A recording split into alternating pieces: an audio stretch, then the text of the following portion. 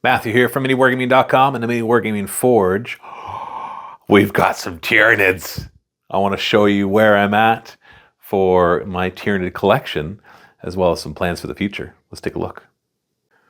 Here is my first roughly 4,000 points of Tyranids for the Hive Fleet Nihilus. Now, if you're not already following what's going on, then basically I've decided to take my current 25,000 point collection and replace it with a new one. Not necessarily replace it. I'm sure I'll still have the other one. Maybe I'll sell it eventually. I'm not quite sure yet what I'm going to do with all of that, but it's going to be a little while because I got to build this one up before I decide what I'll do with the old one. Because I've got to do a narrative campaign of two hive fleets attacking each other, right? Or something. Which one's the best? And the winner eats the loser, but still ends up green somehow. So this is mostly not painted by me. I've got one of our local painters, Paul Chartrand. He did a lot of the legwork of developing the color scheme, and then I have painted some models though, and then I have some other painters as well. Dan Platt from Best Overall Painting painted some of them, and then I have more being painted by the two of them and another local painter. His name is Gary, and so these guys are all doing a fantastic job. But yeah, we wanted to standardize the paint theme so we could get all of that. And so what do we have so far? Let's just walk through it. We've got the Swarm Lord, of course. I actually painted the Swarm Lord. I'm happy with it. If you put things side by side, you can see that my painting isn't as good as theirs, but it's okay to be okay at painting. That's one thing I've kind of come to realize as I've painted these ones, is that, hey, you know what? I can paint well enough that it looks good on the table. And really that's just the big theme that I'd love to get across, is that just get it painted and that looks better on the table than unpainted. And you'll be surprised how many compliments you'll get just by having a painted army, because that immediately puts you above a lot of things, because a lot of armies out there that you'll see at your local gaming club won't be painted.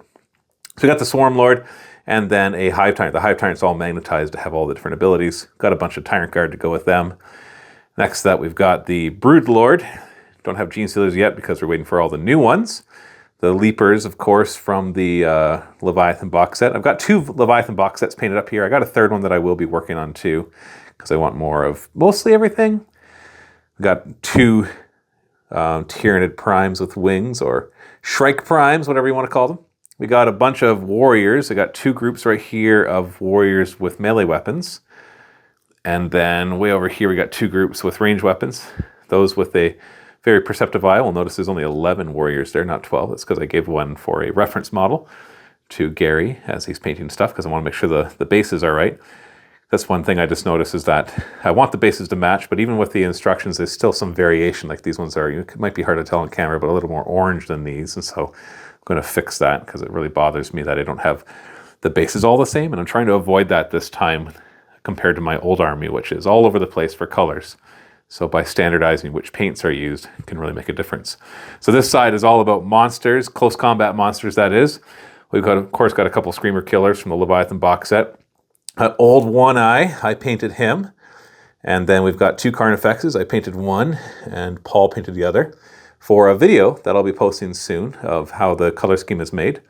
And then we got an awesome Harrowspecs over here.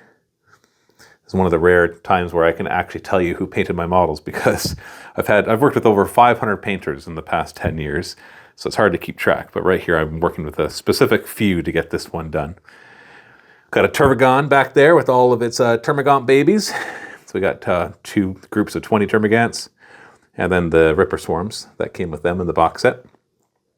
Over here, we got two Neuro Tyrants with all of their Neuro Gaunts, two Psychophages, big old Tyrannifex in the back with his Rupture Cannon. Decided to go with the Rupture Cannon first because the one thing the army is kind of lacking is anti-vehicle.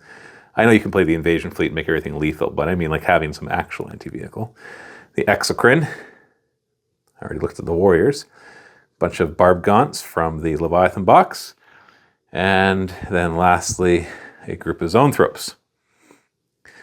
So, like I said, it's roughly 4,000 points. Obviously, when the new codex comes out, points will be adjusted. I'm guessing they're going to go down just because Tyranids aren't doing that great in the tournament scene. They do fine for me casually and narratively, but obviously when you're looking at points, you've got to look at competitive stuff for that, because that's where you'll really reveal its weaknesses. Anyways, it's just an update video. You can stay tuned for more on what's going on with this Hive Fleet and narrative campaigns and battle reports. I'll be doing more of those, especially once all the new stuff comes out. Hoping to get this up to about 6,000 or 7,000 points soon. Of course, the eventual goal is 20,000+ points. We'll see what it looks like as we get there. Thanks for watching. Happy wargaming.